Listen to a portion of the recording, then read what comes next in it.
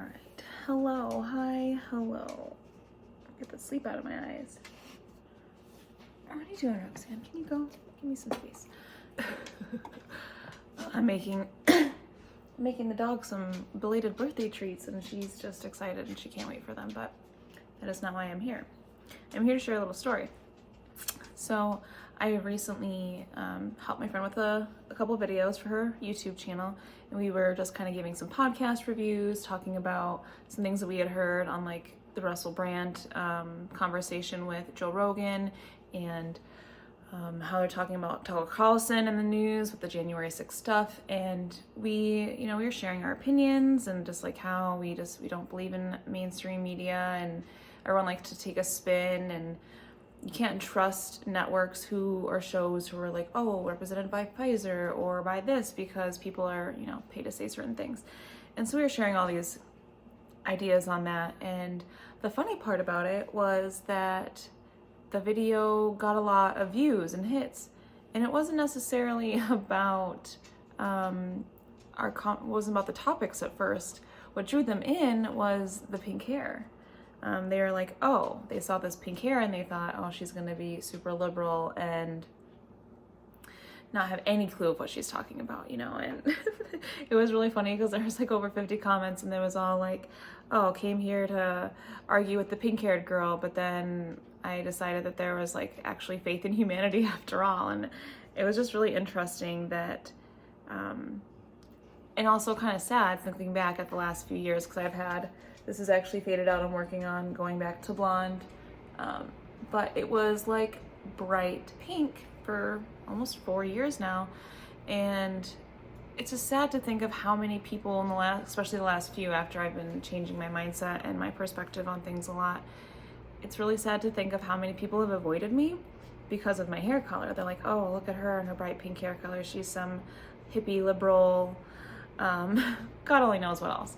Which is fair, because for, a good chunk of my life, I was kind of a hippie liberal, and I still kind of am in certain ways. I am still a hippie at heart. I love my crystals and my hippie music and burning incense, whatever, tie-dye tapestries. I'm into it, whatever. But when it comes to like my viewpoints, especially since the pandemic, I've really taken the time to learn and to grow and to like figure out what's really going on out there. And I've changed a lot. At one point in time, I voted for Joe Biden, and now I am kind of disappointed in that, and I'm disappointed in where he's leading this country, and I've lost all faith in the government, and I don't trust anything. I think we should find a whole new way to do it, but that's not here nor there. But it was just really interesting that a lot of these people like assumed that because of my pink hair that I had certain viewpoints and that I believed in certain things. And honestly, I'm guilty of the same thing, because when I first found my roommate on social media and started following Jessie, I made a lot of assumptions about the way that she carried herself on, her platforms and stuff. I assumed that she was a very straight edge, closed-minded, and then this, this a few years back, but closed-minded Republican. And I was like, okay, so she doesn't know how to have fun, kind of like a stick in the mud. Super into working out and being healthy, and she's never had to struggle once in her life. And I was so far from wrong on all of those things. Once I had the opportunity to get to know Jessie and like start building a friendship with her, I found out that her and I were way more alike than I had ever anticipated. In some ways, we're cut from the same cloth. We have the same struggles. We did the same things. We experienced a lot of the same stuff growing up, and it's just I made assumptions. I was like, oh, well, by the way that she portrays herself online, or like represents herself, she has to be no fun. She's like literally the coolest person I know, and like we vibe so hard. And when deciding to move in with her, I was nervous about how she was gonna feel about my cool rock collection, all my crystals and my amethysts, and I packed it all up and I mailed it to my boyfriend's house, because I was like, oh, there's not gonna be room for it in North Carolina, and she's not gonna want to see all my rocks anyways. And like the first time I brought up my box of rocks, she was like, you didn't bring your box of rocks? I love rocks. I love crystals. Why wouldn't you ask that? Why would you assume that? And so there's been a few times where I have made assumptions about people, and I still do. You know, you see people on the street and you just assume one thing or another. And I'm really gonna work on that, because just because I have pink hair doesn't mean that I'm some yuppie millennial, because I'm not a millennial, by the way. I don't identify. But I don't want people to judge me because of my hair. I love my pink hair. It gave me the confidence I needed to love myself more and to be comfortable in my own skin. It got me through my weight loss journey. It got me through transitioning on my mindset and beliefs.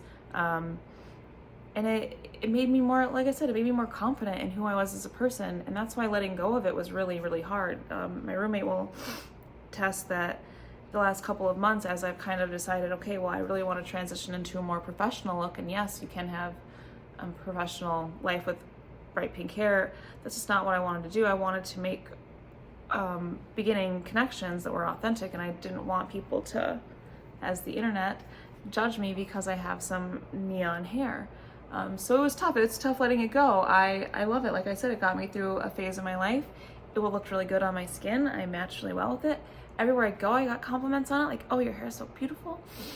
And I'm just hoping that people will still think of me as cool, fun, and beautiful without the pink hair. And I hope people will understand that just because I do like pink doesn't mean I'm some kind of closed-minded, fogged out young kid. Like, I take the time to learn, I take the time to read, I take the time to try to be the best I can, and I hope that's what people see. I hope people see that instead of just the pink fun hair, because it's not just my hair. You know, when they come across me, it's pink hair, pink wheelchair. I'm not far back enough, but you know, everything's pink. I'm all pink, and I hope that now they'll look past that and be like, oh, well, we can have a serious conversation with her. We can talk politics. We can talk business. We can talk education. You know, I did spend 8 years in college learning about human services and social work and criminal justice, to be at the table, to have a conversation, to be valued, because I am valuable. So that is my little story about making assumptions. Please don't make assumptions about me and my pink hair. And I promise not to make any more assumptions about my cool ass roommate or the other people that I come across. I'm going to ask questions instead of just making assumptions and be like, hey, how do you feel about this? Or do you want to go buy some new rocks for our little moon altar? You know? Yeah, no more assumptions. Just giving everyone a fair chance. So that is that. Have a lovely day. Show someone else some love today, and keep kicking ass in your life. You can tell I don't know how to end these. I'll get better.